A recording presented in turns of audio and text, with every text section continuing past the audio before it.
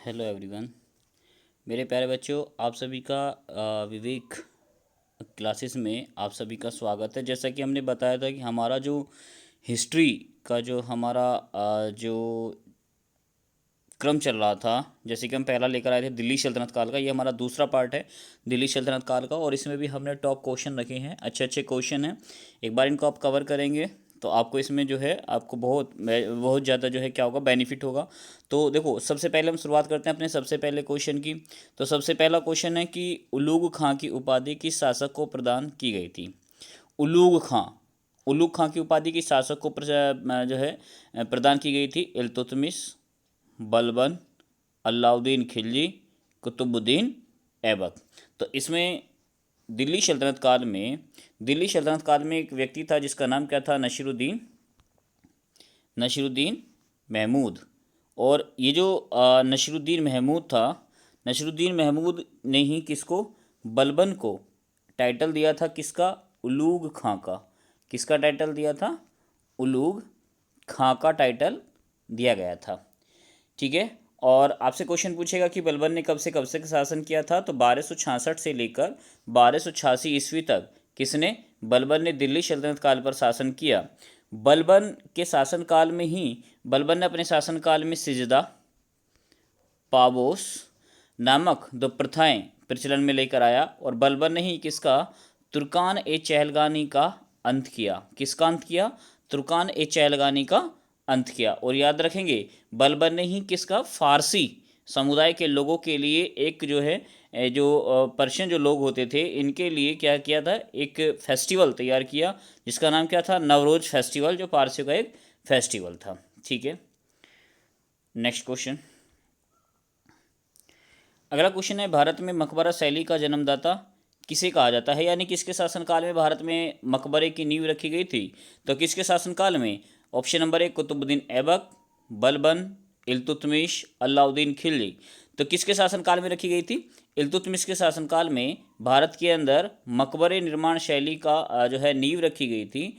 और इल्तुतमिश किस वंश से संपर्क रखता था, ये क्वेश्चन भी पूछा जाता है कि इल्तुतमिश किस वंश से संबंधित था। तो ये है किससे संबंधित था, यह है शमसी वंश से संबंधित था। शमसी वंश, शमसी वंश, इल्तुतमिश शमसी वंश से संबंधित था, जिसने 1211 से लेकर 1236 तक दिल्ली सल्तनत काल पर क्या किया, रूल किया। ठीक है। इसने भारत में प्रथम इलबरी वंश की नींव रखी, ये भी याद रखना है। इसी के शासनकाल में हम देखेंगे, इल्तुतमिश के शासनकाल में ही दिल्ली पर यानी भारत में सबसे पहला मंगोल आक्रमण हुआ। किसके द्वारा, चंगेज खां के द्वारा। चंगेज खां कौन था, एक मंगोलियाई था। ये क्वेश्चन भी आता है कि चंगेज खां किसका पीछा करते हुए भारत आया। तो चंगेज खां किसका पीछा करते हुए भारत आया था, जलालुद्दीन जलालुद्दीन जलालुद्दीन मुकबरनी का पीछा करते हुए चंगेज खां भारत आया। और भारत में चंगेज खां ने 1220-21 में भारत पर क्या किया, आक्रमण किया। ठीक है, याद रखेंगे। और ध्यान रखेंगे, इल्तुतमिश ही पहला वो तुर्क शासक था जिसने भारत में शुद्ध अरबी सिक्के चलवाए थे। इसने जो चांदी का सिक्का चलवाया उसे क्या कहा गया, टका कहा गया। क्या कहा गया, टका कहा गया। आपसे एक क्वेश्चन पूछेगा, इल्तुतमिश के द्वारा चलाए गए चांदी के सिक्के का वजन क्या था। तो याद रखेंगे 175 ग्रेन। क्या था, 175 ग्रेन। इसलिए तांबे के सिक्के चलाए। और तांबे के सिक्कों को क्या कहा गया, जीतल कहा गया। तांबे के सिक्कों को क्या कहा गया था, जीतल कहा गया था। ठीक है। तो याद रखेंगे, इल्तुतमिश कौन से वंश से संबंधित था, शमसी वंश से संबंधित था। इसने भारत में इलबरी वंश की नींव रखी। और जलालुद्दीन मुकबरनी का पीछा करते हुए ही चंगेज खां ने भारत पर अटैक किया। किसके शासनकाल में, इल्तुतमिश के शासनकाल में 1220-21 में। यानी हम कहेंगे कि भारत पर पहला मंगोल आक्रमण हुआ। चंगेज खां की यदि हम बात करें तो चंगेज खां का वास्तविक नाम क्या था, तुमेचीन। वास्तविक नाम क्या था, तुमेचीन। ये क्वेश्चन बहुत ज़्यादा पूछा जाता है कि टका भारत के शासनकाल में किसके, भारतीय इतिहास में किसके शासनकाल में चलाया गया। जीतल भारतीय इतिहास में किसके शासनकाल में चलाया गया था। तो इसका ऑप्शन क्या होगा, ऑप्शन नंबर सी। अगला क्वेश्चन है, सांकेतिक मुद्रा का प्रचलन किसने प्रारंभ किया था।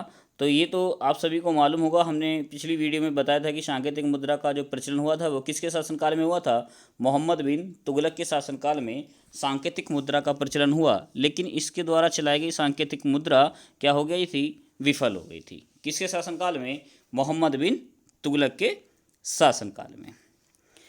अगला क्वेश्चन है कि जब वह शासक बना तो वह शरीयत के कानून एवं आदेशों से स्वतंत्र था, यह कथन बर्नी ने किस शासक के लिए कहा है। ठीक है, तो ऑप्शन क्या है, मोहम्मद बिन तुगलक, अलाउद्दीन खिलजी, फिरोज शाह तुगलक और सिकंदर लोदी। तो बर्नी ने जो ये कथन कहा है कि जब वह शासक बना तो वह शरीयत के कानून एवं आदेशों से क्या था, स्वतंत्र था। तो किसके लिए कहा गया है, अलाउद्दीन खिलजी के द्वारा। अलाउद्दीन खिलजी का ही एक सिद्धांत था कि राजा का कोई सगा संबंधी नहीं होता है। ये क्वेश्चन पूछा जाता है कि राजा का कोई सगा संबंधी नहीं होता है, यह किस व्यक्ति का सिद्धांत था, अलाउद्दीन खिलजी का ही सिद्धांत था। अलाउद्दीन खिलजी के शासनकाल में हम याद रखेंगे कि अलाउद्दीन खिलजी के शासनकाल में ही अलाउद्दीन ने सबसे पहला आक्रमण अपना कहाँ पर करवाया था, गुजरात पर। उस समय यदि हम बात करें किसकी, अलाउद्दीन की, तो अलाउद्दीन खिलजी किसका, अलाउद्दीन खिलजी का जो वास्तविक नाम था, क्या नाम था, अली गुरसस्प। अलाउद्दीन खिलजी का वास्तविक नाम क्या था, अली गुरसस्प था। इसने किसानों पर 50% टैक्स भी लगाया था। ये हमने लास्ट वीडियो में अलाउद्दीन खिलजी के बारे में आपको बताया था। ठीक है, तो अगले क्वेश्चन पे चलते हैं। अगला क्वेश्चन है, अंततः लोगों को उससे और उसे लोगों से मुक्ति मिल गई, यह कथन मोहम्मद बिन तुगलक के विषय में किसने कहा।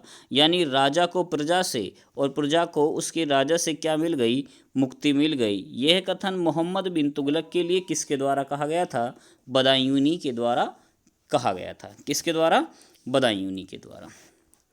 अगला क्वेश्चन है, किस शासक ने सिक्कों पर खलीफा का नाम अंकित करवाया था। कौन सा शासक था जिसने सिक्कों पर खलीफा का नाम अंकित करवाया था। तो याद रखेंगे, फिरोज शाह तुगलक।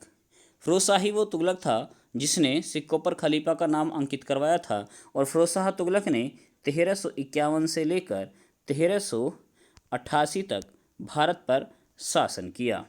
फिरोज शाह तुगलक ही पहला वो शासक था जिसने ब्राह्मणों पर जजिया कर लगाया। किस पर जजिया कर लगाया था, ब्राह्मणों पर जजिया कर लगाया। फिरोज शाह तुगलक ही सुन्नी जो कट्टरपंथी इस्लाम धर्म में, उसमें सबसे ज़्यादा विश्वास रखता था। फिरोज शाह तुगलक को ये क्वेश्चन पूछा जाता है कि फिरोज शाह तुगलक जो है किसका पुत्र था। ये क्वेश्चन जो है यूपीपीसीएस में पूछा जा चुका है कि फिरोज शाह तुगलक किसका पुत्र था। तो याद रखेंगे, फिरोज शाह तुगलक रजब का पुत्र था। किसका पुत्र था, रजब। यानी फिरोज शाह तुगलक के पिता का क्या नाम था, रजब था। फिरोज शाह तुगलक के शासनकाल में हमें याद रखना है कि इसने भारत पर जो टैक्स लगाए उनके क्या क्या नाम थे। तो सबसे पहला इसने टैक्स कौन सा लगाया, खराज। सबसे पहला जो इसने टैक्स लगाया वो क्या लगाया था, खराज। यानी ये एक लगान वसूलने की एक प्रथा थी। दूसरा था खुम्स। खुम्स नामक इसने टैक्स लगाया, खुम्स। ठीक है, अगला जो इसने टैक्स लगाया वो क्या था, जजिया कर था और था जकात। जकात किस प्रकार का कर हुआ करता था, जकात जो अनाज पर लगता था। इसने एक सिंचाई कर भी लगाया। ठीक है, इसने एक हक ए शर्ब नामक टैक्स लगाया। ये क्वेश्चन पूछा जाता है कि हक ए शर्ब नामक टैक्स में जो फिरोज शाह तुगलक जो वसूलता था वह उपज का कितना प्रतिशत भाग होते थी या कितना भाग होता था। तो वह उपज का 1/10 भाग होता था। और 1/10 भाग कौन सा होता था, हक ए शर्ब। फिरोज शाह तुगलक ने ही अपने शासनकाल में किसका, दीवान ए खैरात यानी आर्थिक मदद करने के लिए एक विभाग की स्थापना की, जिसे क्या कहा गया, दीवान ए खैरात। इसने ही दारुल सफ़ा की स्थापना की। और ये क्वेश्चन भी आता है कि फिरोज शाह तुगलक ने जो दारुल जो सफ़ा था इसकी जो स्थापना की थी यह क्या था। तो ध्यान रखेंगे, दारुल सफ़ा एक अस्पताल था जिसकी स्थापना फिरोज शाह तुगलक के शासनकाल में या फिरोज शाह तुगलक के द्वारा की गई थी। ठीक है, जौनपुर नगर की स्थापना भी इसने अपने चचेरे भाई मोहम्मद बिन तुगलक के नाम पर यानी जोना खां के नाम पर कराई थी। ठीक है, दिल्ली फिरोज शाह कोटला की स्थापना, फिरोजपुर पंजाब की स्थापना भी किसके द्वारा कराई गई थी, फिरोज शाह तुगलक के द्वारा ही कराई गई थी। ठीक है, फिरोज शाह तुगलक के शासनकाल में याद रखेंगे इसने लगभग भारत में 300 नगर की स्थापना कराई। ठीक है, और फिरोज शाह तुगलक के ही शासनकाल में दिल्ली सल्तनत काल में किसानों के लिए सबसे ज़्यादा नहरों का निर्माण कराया गया। और इतिहासकार एलिफेंट सीन ने कहा है कि फिरोज शाह तुगलक ही दिल्ली सल्तनत काल का अकबर के नाम से भी जाना जाता है। ठीक है, अगला क्वेश्चन है, गयासुद्दीन तुगलक अपने मुकुट के नीचे सैकड़ों पंडितों की बुद्धि छिपाए रखता है, यह कथन किसने कहा था? ठीक है, तो यह कथन किसने कहा? अमीर खुसरो ने। किसने कहा था? अमीर खुसरो ने कहा था। अमीर खुसरो से याद रखना है, अमीर खुसरो को तोता ए हिंद भी कहा जाता है। क्या कहा जाता है? तोता ए हिंद। अमीर खुसरो को तोता ए हिंद की उपाधि किसने दी थी? ये क्वेश्चन इंपॉर्टेंट है। तो किसके द्वारा दी गई थी? बलबन के द्वारा दी गई थी। अमीर खुसरो को ही भारत में हिंदी खड़ी बोली का जनक भी कहा जाता है। ठीक है, अगला क्वेश्चन है, दिल्ली सल्तनत काल के किस शासक ने स्वयं को पैगंबर का वंशज बताया था? तो कौन था? खिज्र खां। दिल्ली सल्तनत काल के किस शासक ने स्वयं को पैगंबर का वंशज बताया था? खिज्र खां ने। खिज्र खां ने ही भारत में कौन से वंश की नींव रखी थी? सैयद वंश। कौन से वंश की नींव रखी? सैयद वंश की नींव रखी। और ध्यान रखेंगे, ये जो खिज्र खां था, यानी जो सैयद वंश था, दिल्ली सल्तनत काल पर दिल्ली पर शासन करने वाला सबसे पहला शिया मुस्लिम वंश था। ठीक है, और ध्यान रखेंगे खिज्र खां ने सुल्तान की उपाधि धारण नहीं की थी, इसने रैयत ए आला की उपाधि धारण की। किसकी? रैयत ए आला। इसने रैयत ए आला की उपाधि धारण की थी। ध्यान रखेंगे, इसने सुल्तान की उपाधि धारण नहीं की थी। कुतुबुद्दीन ऐबक और खिज्र खां दिल्ली सल्तनत काल के दो ऐसे शासक हैं जिन्होंने सुल्तान का टाइटल ग्रहण नहीं किया था। राजमुंदरी के अभिलेखों में किस शासक को विश्व का खान कहा गया है? ध्यान रखेंगे, राजमुंदरी के अभिलेखों में किसको, यानी किस शासक को विश्व का खान कहा गया है? तो किसे कहा गया है? सबसे पहला ऑप्शन क्या है? गयासुद्दीन तुगलक। अगला ऑप्शन है खिज्र खां, मोहम्मद बिन तुगलक और इल्तुतमिश। तो किसे कहा गया है? मोहम्मद बिन तुगलक को। ठीक है, तो इसका सही आंसर क्या होगा? Option number C. अगला क्वेश्चन है, ब्राह्मणों पर जजिया कर लगाने वाला प्रथम शासक कौन था? मोहम्मद बिन तुगलक, इल्तुतमिश, फिरोज शाह तुगलक, खिज्र खां। सबसे पहले तो जजिया कर भारत में किसने लगाया, ये आपको याद होना चाहिए। जजिया कर भारत में सबसे पहले किसने लगाया था? मोहम्मद बिन कासिम ने। मोहम्मद बिन कासिम ने जब 712 ईस्वी में भारत पर अटैक किया और राव और ब्राह्मणवाद के युद्ध में जब इसने राजा दाहिर को हराया, तो इसने भारत में जजिया टैक्स लागू कर दिया। जजिया टैक्स की जो रेट हुआ करती थी 1/2 से लेकर 2/3, और यह शुरुआत में गैर मुस्लिमों पर लगाए जाने वाला एक टैक्स था। और गैर मुस्लिमों पर जब ये टैक्स लगाया गया तो गैर मुस्लिम में भी 3 कम्युनिटी ऐसी थी जिन पर यह टैक्स नहीं लगा। ब्राह्मण, विधवा और दिव्यांगजन, इन 3 कम्युनिटी पर यह टैक्स नहीं लगाया गया था। लेकिन ब्राह्मणों पर भी यह टैक्स किसने लगा दिया था? फिरोज शाह तुगलक ने। तो इसका आंसर क्या होगा? Option number C, Firoz Shah Tughlaq. Genghis Khan ने जलालुद्दीन का पीछा करते हुए किसके शासनकाल में भारत की सीमाओं पर आक्रमण किया था? तो अभी मैंने आपको बताया था कि चंगेज खान ने जिस समय भारत पर अटैक किया उस समय भारत में किसका शासन चलता था? इल्तुतमिश का। और 1220-21 में चंगेज खान ने भारत पर अटैक किया। ऐसा बताया जाता है कि इतिहासकारों के द्वारा कि इल्तुतमिश ने दिल्ली पर होने वाला एक भयानक आक्रमण को टलवा दिया था। दिल्ली के सुल्तानों का पद संभालने से पहले बलबन किस सुल्तान का प्रधानमंत्री था? तो याद रखेंगे, बलबन यानी किसके दरबार में एक प्रधानमंत्री के रूप में कार्य करता था? तो दिल्ली में किसका? नसीरुद्दीन, कुतुबुद्दीन ऐबक, बहराम शाह, आहराम शाह। तो किसका दरबारी प्रधानमंत्री था? नसीरुद्दीन महमूद का दरबारी प्रधानमंत्री था। और नसीरुद्दीन महमूद ने ही किसको? बलबन को उल्लूग खां की उपाधि दी। अगला क्वेश्चन है, दिल्ली के किस सुल्तान ने एक रोजगार विभाग, दान विभाग और एक परोपकारी चिकित्सालय की स्थापना की थी? लास्ट वीडियो मैंने बताया था कि फिरोज शाह तुगलक दिल्ली सल्तनत काल का वो शासक था जिसने एक रोजगार विभाग यानी बेरोजगारों के लिए एक रोजगार कार्यालय की स्थापना की थी। तो कौन था? फिरोज शाह तुगलक। अगला क्वेश्चन है, तुगलक वंश ने सर्वाधिक समय तक राज किया। दिल्ली सल्तनत काल में लगभग कितने वर्षों तक राज किया? किसने? तुगलक वंश ने। यदि हम तुगलक वंश की बात करें तो तुगलक वंश ने लगभग कितने साल तक भारत पर शासन किया था? तो याद रखेंगे 94 वर्ष। कितने? 94, यानी 1320 से लेकर यदि हम देखें तो 1414 तक दिल्ली सल्तनत काल में किसने रूल किया था? तुगलक वंश के शासकों ने रूल किया। और दिल्ली सल्तनत काल पर सबसे लंबे समय तक शासन करने वाला वंश है तुगलक वंश, जिसका संस्थापक कौन है? गयासुद्दीन तुगलक। सन 1329 और 1330 के बीच किसने तांबे के सिक्के के रूप में प्रमाण स्वरूप मुद्रा प्रचलित की थी? देखो, यदि आपको ये क्वेश्चन यदि ऐसे मालूम नहीं हो कि किसने तांबे के सिक्के के रूप में प्रमाण स्वरूप मुद्रा प्रचलित की थी, तो आपको मालूम होना चाहिए कि 1320 से लेकर भारत में 1351 तक किसका रूल था? तो किसका रूल था? मोहम्मद बिन तुगलक का। तो किसका रूल था? मोहम्मद बिन तुगलक। तो इसका आंसर क्या होगा?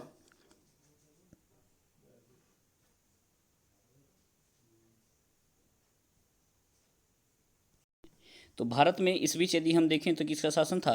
1320 से लेकर 1300 जो है सॉरी 1325 से लेकर 1351 तक भारत में किसका शासन था? तो किसका था? मोहम्मद बिन तुगलक का। तो इसका आंसर क्या होगा? Option number D. अगला क्वेश्चन है, किस कारण से मोहम्मद बिन तुगलक असफल व्यक्ति कहलाया? तो सबसे पहला ऑप्शन है कि वह विक्षेपित था। दूसरा ऑप्शन है वह व्यावहारिक राजनेता नहीं था। तीसरा ऑप्शन है उसने राजधानी दूसरे शहर को बनाया। अगला ऑप्शन है उसने चीन के साथ युद्ध किया। तो इसमें देखो, बहुत से बच्चे इसमें ऑप्शन नंबर सी लगाएंगे कि उसने राजधानी दूसरे शहर को बनाया। सिर्फ एक यही कारण था कि वो असफल था? नहीं, ऐसे तो बहुत सारे कारण थे कि जिस कारण वह एक असफल व्यक्ति, राजधानी चेंज करना, सांकेतिक मुद्रा का प्रचलन करना, गंगा यमुना के दोआब क्षेत्र में टैक्स वृद्धि करना, ठीक है, तो खुरासान अभियान चलाना, ये सारे जो उसके विफलता के कारण थे। लेकिन इनमें यदि हम देखें तो वो क्या था? इसका सही आंसर क्या होगा? ऑप्शन नंबर बी, कि वह एक व्यावहारिक राजनेता नहीं था। यही कारण मोहम्मद बिन तुगलक को असफल व्यक्ति कहा जाता है। और दिल्ली सल्तनत काल का पागल सुल्तान भी किसे कहा जाता है? मोहम्मद बिन तुगलक को। और इसे दिल्ली सल्तनत काल का पागल सुल्तान किसके द्वारा कहा गया था? किस इतिहासकार ने इसे दिल्ली सल्तनत काल का पागल सुल्तान कहा? तो याद रखेंगे, एलिफेंट सीन। किसने कहा था? एलिफेंट सीन के द्वारा कहा गया था। अगला क्वेश्चन है, कुतुब मीनार का जैसे हम आज उसे देखते हैं, अंततः पुनर्निर्माण किया गया था किसके द्वारा? देखो, सबसे पहले तो कुतुब मीनार की नींव किसने रखी, ये हमें मालूम होना चाहिए। किसने रखी थी? कुतुबुद्दीन ऐबक ने। किसकी याद में रखी, ये हमें याद होना चाहिए। तो बख्तियार अल काकी जो कुतुबुद्दीन ऐबक के गुरु थे, उनकी मृत्यु के बाद उनकी याद में इन्होंने कुतुब मीनार की नींव रखी। कहाँ रखी, ये हमें मालूम होना चाहिए। तो कहाँ पर रखी थी? दिल्ली में। कुतुब मीनार को पूरा यदि हम देखें तो आगे 4 मंजिलों का निर्माण किसके शासनकाल में हुआ? इल्तुतमिश के शासनकाल में हुआ। क्यों? क्योंकि 1210 ईस्वी में जैसे ही कुतुबुद्दीन ऐबक की मृत्यु हुई तो वह कुतुब मीनार की जो है कुतुब मीनार की को पूरा नहीं करा पाया। इसे आगे चलकर पूरा किसने कराया? इल्तुतमिश ने। लेकिन दिल्ली सल्तनत काल में जब फिरोज शाह तुगलक का शासन भारत के अंदर चल रहा था, तो फिरोज शाह तुगलक के शासनकाल में भारत में आकाशीय बिजली गिर जाने के कारण इसकी चौथी मंजिल जो थी वो क्या हो गई? डिस्ट्रॉय हो गई। लेकिन फिरोज शाह तुगलक के शासनकाल में ही जब चौथी मंजिल डिस्ट्रॉय हुई तो इसने चौथी मंजिल का पुनः निर्माण और 5वीं मंजिल का निर्माण कराया। लेकिन सवाल ये आता है कि जैसा आज हम देखते हैं, यानी लास्ट में जो कुतुब मीनार है, इसकी मरम्मत किसके द्वारा कराई गई थी? तो हमें मालूम होना चाहिए, सिकंदर लोदी के द्वारा। किसके द्वारा? सिकंदर लोदी के द्वारा। तो इल्तुतमिश, कुतुबुद्दीन ऐबक, ठीक है, सिकंदर लोदी और फिरोज शाह तुगलक, इन 4 शासकों का किसमें कुतुब मीनार को बनाने में क्या रहा? सहयोग रहा। अगला क्वेश्चन, इनमें से किस सुल्तान ने दरबार में फारसी रीति रिवाजों को अपनाया था? मैंने आपको लास्ट क्लास में बताया था और अभी ऊपर क्वेश्चन में मैंने बताया था कि दिल्ली के अंदर यदि हम देखें तो सबसे पहले फारसी रीति रिवाजों को किसके द्वारा अपनाया गया था? बलबन के द्वारा। क्योंकि इसने फारसी समुदाय के लोगों के लिए एक नववर्ष के रूप में एक फेस्टिवल जो है की शुरुआत की थी, जिसका नाम क्या था? नवरोज फेस्टिवल, जिसे आगे चलकर हम देखेंगे कि औरंगजेब के द्वारा जिसको क्या किया गया था? बैन कर दिया गया था। अगला क्वेश्चन है, निम्न में से किस सुल्तान ने सती प्रथा पर रोक लगाने का प्रयास किया? ये नहीं कह रहा है कि सबसे पहले सती प्रथा पर रोक किसने लगाई, नहीं, प्रयास किसने किया है, क्वेश्चन ये है। तो प्रयास करने की बात कर रहा है, तो किसके द्वारा? मोहम्मद बिन तुगलक के द्वारा ही भारत में सती प्रथा को रोकने का प्रयास किया गया। सती प्रथा के उल्लेख हमें सबसे पहले किस अभिलेख में देखने को मिलते हैं? इसका आंसर आप कमेंट में बताएं, ठीक है। कौन से समय में हमें सबसे पहली बार सती प्रथा के उल्लेख मिलते हैं?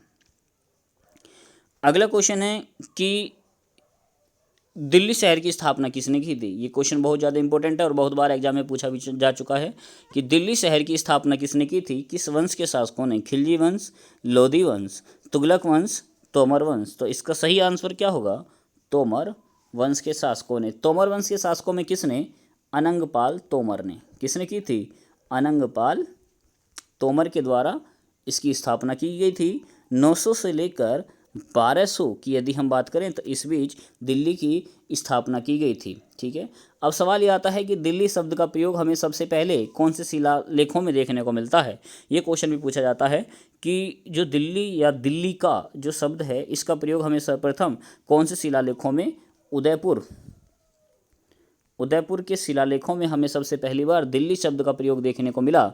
और ध्यान रखेंगे अनंगपाल के द्वारा ही दिल्ली के अंदर लाल कोट, किसका, लाल कोट का निर्माण कराया गया। तो इसका आंसर क्या होगा, option number C, Anangpal Tomar. ठीक है, तो ये हमारे 20 क्वेश्चन थे और ऐसे ही हम एक और वीडियो अब जल्द ही लेकर आएंगे। थोड़ा सा इस बार डिले हुआ, लेकिन अभी हम थोड़ा सा जो है अभी तीसरा जो इसका पार्ट होगा दिल्ली सल्तनत काल का, हम जल्द ही लेकर आएंगे। वीडियो अच्छी लगी हो तो इसको लाइक करें, शेयर करें और सब्सक्राइब करें।